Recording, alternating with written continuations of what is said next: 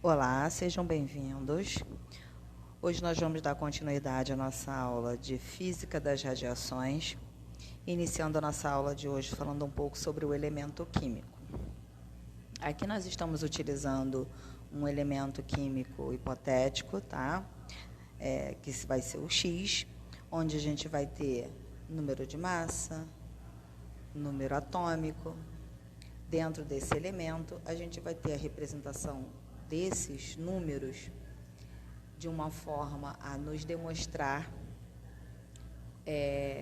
onde esse elemento vai ficar classificado dentro da tabela periódica, tá? Então, a gente tem os gases nobres, tem ouro, tem alumínio, todos os elementos conhecidos, né, vão estar presentes dentro dessa tabela. Então, tem alguns elementos que a gente utiliza, como, por exemplo, o tungstênio.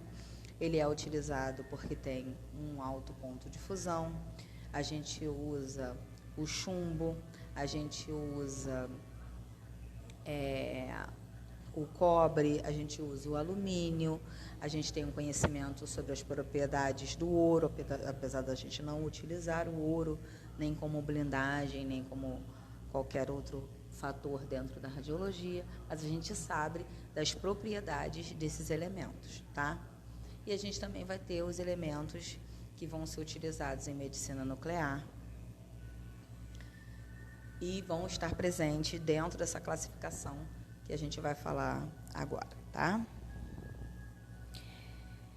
Então, a gente vai ter, para poder dividir, né, esses elementos de uma forma para que a gente saiba identificar esses números, né? Vamos dizer assim, os números que vão aparecer dentro do elemento. A gente tem os isótopos, os isóbaros e os isótonos. Os isótopos, eles têm o mesmo número de prótons e diferente número de nêutrons. Então, a gente consegue ver aqui, ó, o iodo 123, o iodo 125 e o iodo 131, que são elementos que a gente utiliza para fazer o traçamento através do radionuclídeo em medicina nuclear, tá?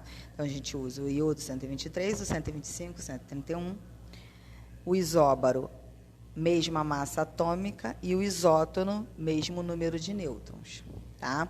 Então, esse número de cima é o representativo do tipo do iodo, vamos dizer assim, o iodo 123, e as numerações, mesmo número de prótons, diferentes números de nêutrons. Então, 53, 53, 53, e número de nêutrons, 70, 72, 78.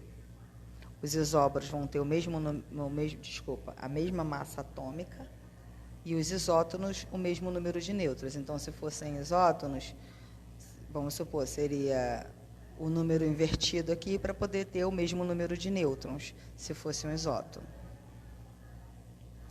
A radioatividade é a capacidade que alguns elementos fisicamente estáveis possuem de emitir energia sob a forma de partículas ou de radiação eletromagnética.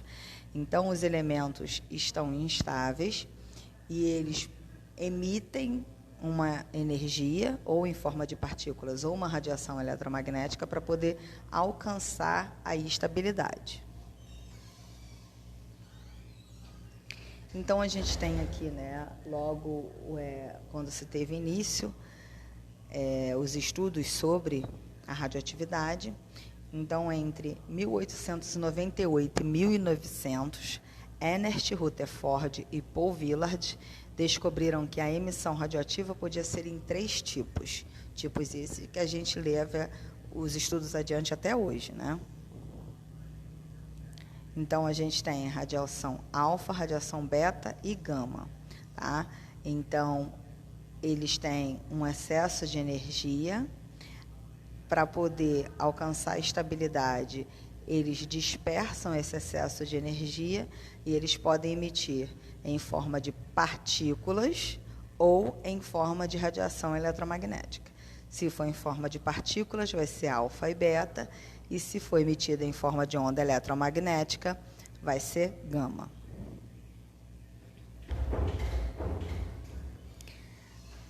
Aí aqui a gente tem uma demonstração de o nível, né, de penetração que essas energias conseguem ter.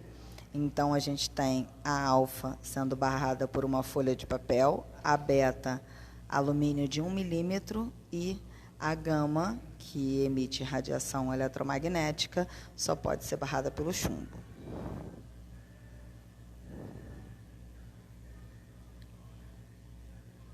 Aqui a gente tem novamente uma demonstração, alfa, beta e gama, diferente poder de penetração. Então, a gente tem a alfa, tem a carga mais 2, tem um baixo poder de penetração e um alto poder de ionização. A beta tem a carga menos 1, o poder de penetração é moderado e o poder de ionização é moderado. E a gama tem a carga nula, poder de penetração é alto, superior a 15 centímetros de aço, e o poder de ionização é quase nulo. Então, a gente vê quase que inversamente proporcional o poder de penetração relacionado ao poder de ionização. A alfa tem um baixo poder de penetração e um alto poder de ionização. A gama tem um alto poder de penetração e o poder de ionização quase nulo. Então, é quase que inversamente proporcional.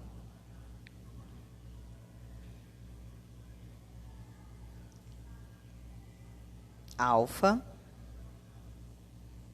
beta, gama e X.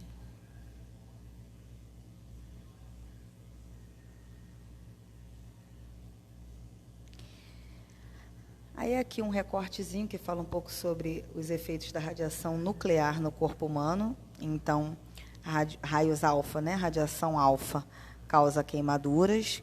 Raios beta e gama penetram no organismo e provocam deformações celulares que podem, inclusive, causar o câncer.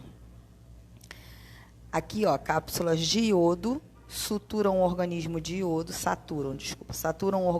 iodo não radioativo para reduzir o risco de que ele absorva o elemento em sua forma radioativa.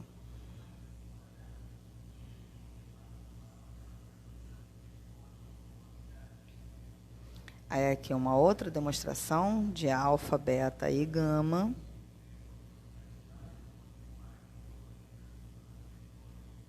Radiação alfa é uma partícula positiva e tem o maior comprimento de onda em relação às outras, podendo assim ser freada por uma simples folha de papel. As partículas alfa apresentam grande poder de ionização nos materiais, por isso, podem provocar sérios danos aos tecidos dos organismos vivos.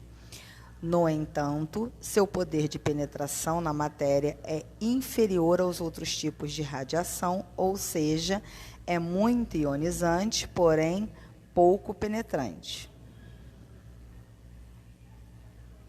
Beta é uma partícula negativa que possui um comprimento de ondas intermediário. A partícula beta, por apresentar carga elétrica, será desviada por campos elétricos e magnéticos. Esse tipo de radiação, em comparação com a radiação alfa, é mais penetrante na matéria, porém menos ionizante. Partículas alfa e beta são consideradas radiações corpusculares. Gama são partículas eletromagnéticas que possuem o menor comprimento de ondas entre elas e, em relação aos raios-x, é a mais penetrante, produzidas pela liberação do excesso de energia por um núcleo instável ou por processos subatômicos, como a aniquilação de um par pósitron-elétron.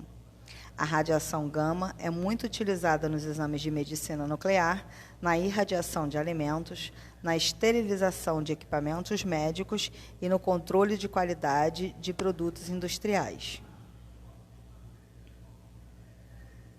A A radiação eletromagnética é transmitida por meio de ondas eletromagnéticas.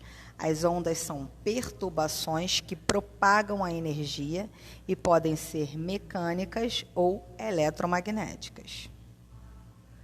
A radiação eletromagnética é classificada de acordo com a frequência da onda, que em ordem decrescente com a duração da onda são ondas de rádio, micro-ondas, infravermelho, luz visível, radiação ultravioleta, raio-x, radiação gama.